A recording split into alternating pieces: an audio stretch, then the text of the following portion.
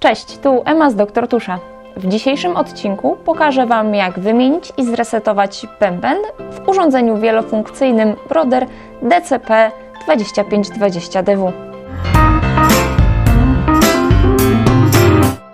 Pamiętajcie, że wymianę bębna przeprowadzamy zawsze na włączonej drukarce.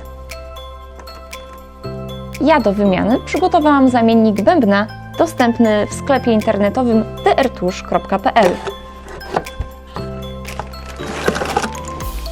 Wyciągam zamiennik i otwieram go.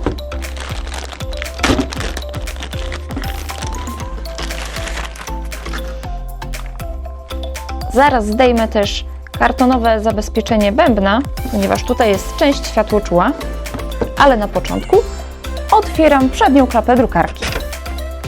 Wyjmuję cały moduł drukujący, czyli bęben z tonerem. Zdejmuję papierową osłonę światłoczułej części bębna. Przyciskając zieloną zapadkę, wyjmuję toner i przykładam do nowego bębna, aż usłyszę charakterystyczny klik.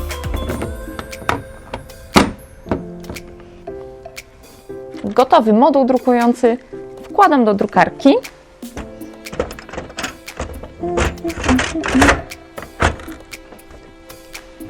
I nadal przy otwartej klapie przytrzymuję przycisk OK przez około 2 sekundy.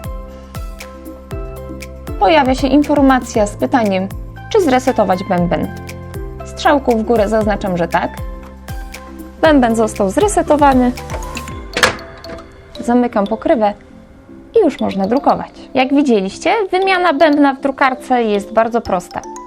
Jeśli chcecie, żebym pokazała Wam wymianę bębna w innych drukarkach, innych producentów, dajcie znać w komentarzu. Subskrybujcie nasz kanał.